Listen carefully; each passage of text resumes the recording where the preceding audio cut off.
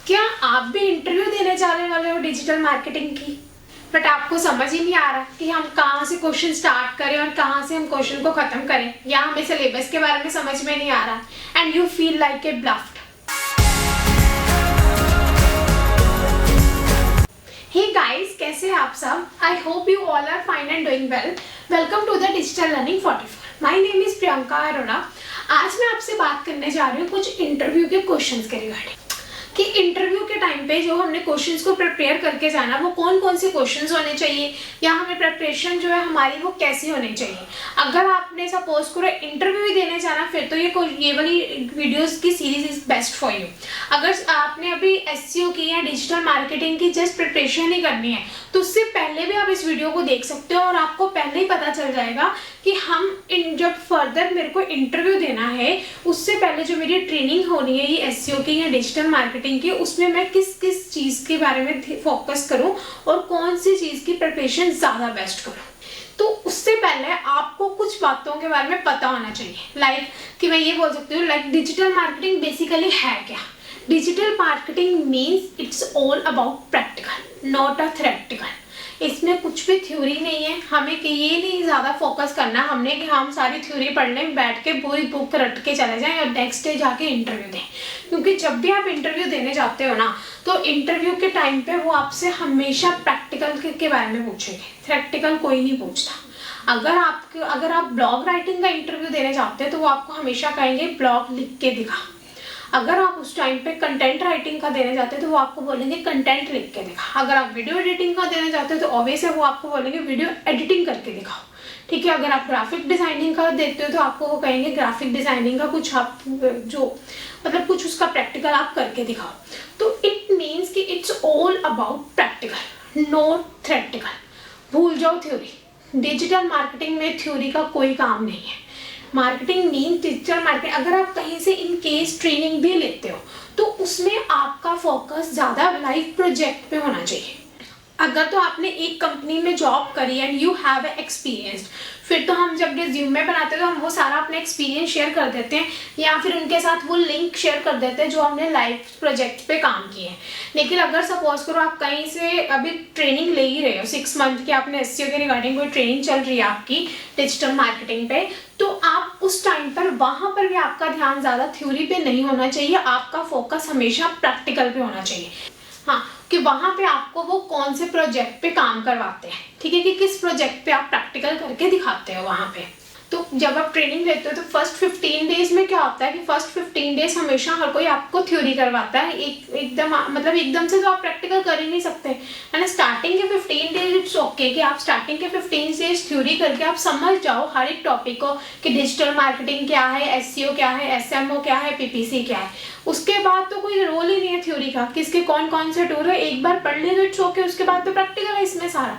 जितना प्रैक्टिकल करोगे उतना आपके लिए भी बेस्ट है।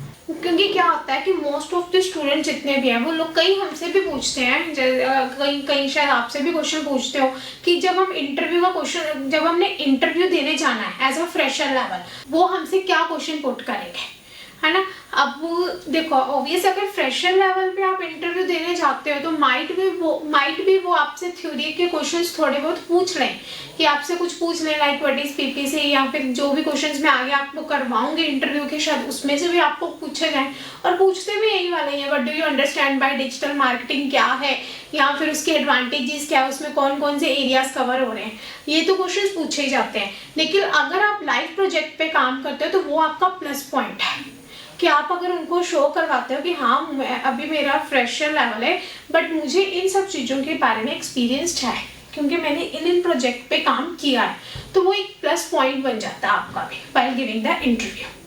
अगर आपको इसी बात की ही टेंशन है कि हाँ इंटरव्यू देने जा रहे हैं तो क्या होगा, तो टेंशन तो किसी प्रॉब्लम का सोल्यूशन है नहीं।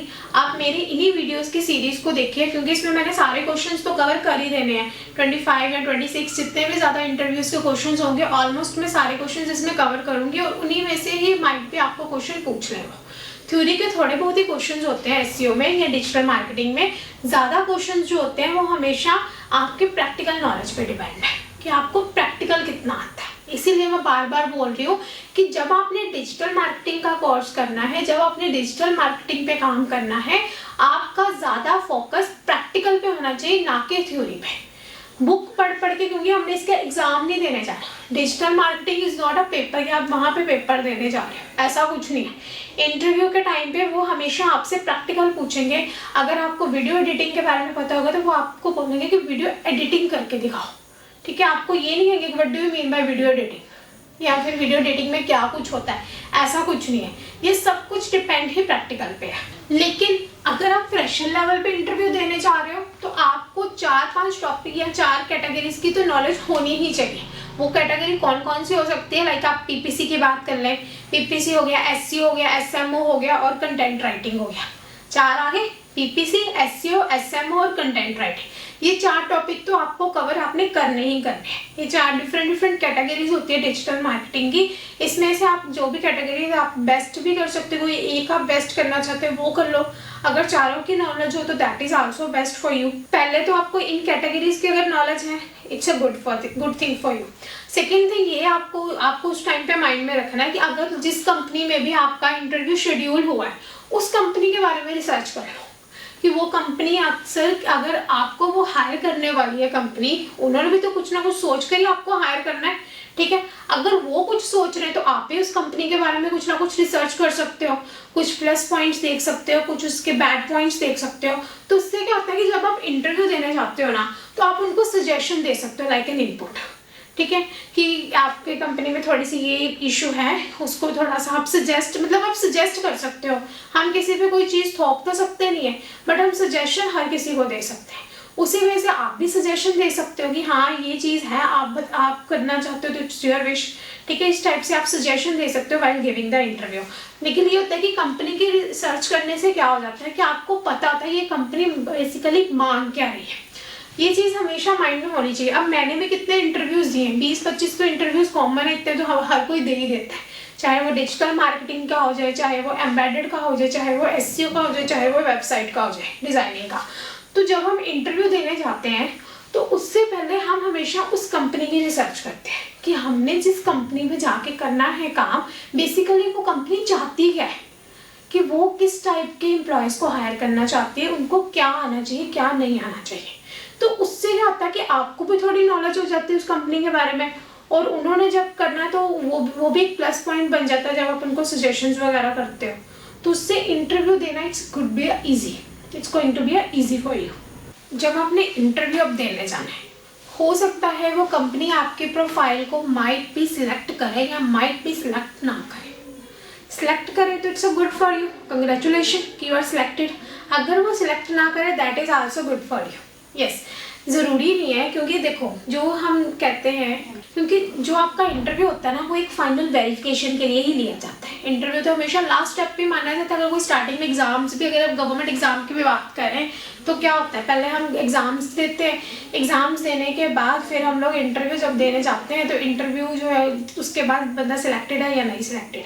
तो जब आप इस टाइप के इंटरव्यूज़ देते हो ना, डिजिटल मार्केटिंग के फ्रेशर हो या फिर आप एक्सपीरियंस्ड हो, एक्सपीरियंस को तो वो ज़्यादा कभी भी थ्योरेटिकल क्वेश्चंस नहीं पूछते, फ्रेशर से ही पूछे जाते हैं।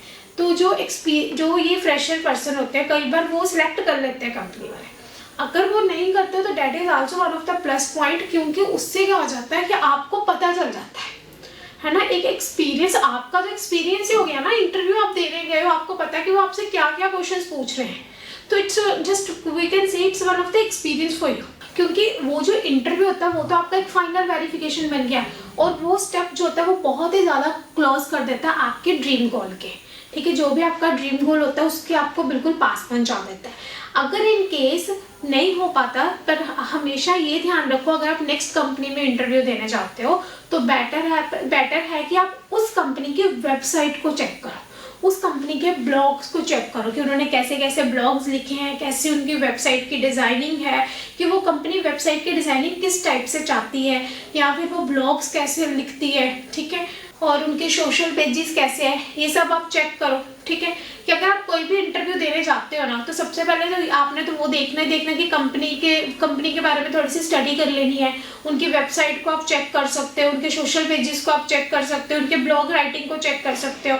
अगर आप कुछ उनको सजेशन देना चाहते हो that is also one of the plus point for you.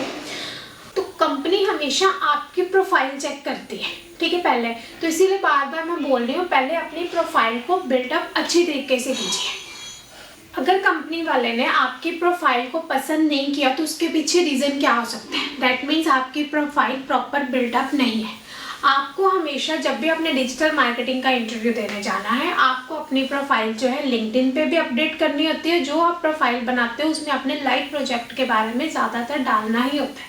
हमेशा लाइक है हाईलाइट करके आपको अपने प्रोफाइल के अंदर लाइव प्रोजेक्ट के रिगार्डिंग जो भी बात है, जो भी आपने काम जिस पे भी किया है, वो सब कुछ आपको उसमें ऐड करना ही करना होता है। अब ये प्रोफाइल जो ये प्रोफाइल बिल्डअप है वही कर सकता है जिसको प्रैक्टिकल नॉलेज के एक्सपीरियंस है। बट हम तो फ्रेशर हैं, हम लोगों ने तो इस पे काम ही नहीं ज़्यादा किया। थोड़ा बहुत जो ट्रेनिंग टाइम पे पता होगा प्रोजेक्ट के रिगार्डिंग तो वही हम डाल सकते हैं। हम तो लाइव प्रोजेक्ट पे अभी तक हमारा कोई काम नहीं हुआ, तो हम तो नहीं इस पर डाल पाएंगे because we are the fresher. हम तो अपने फ्रेशर लेवल पे इंटरव्यू देने जा रहे हैं, तो उसके लिए आपने कुछ ना कुछ क्वेश्चंस की प्रिपरेशन करनी है।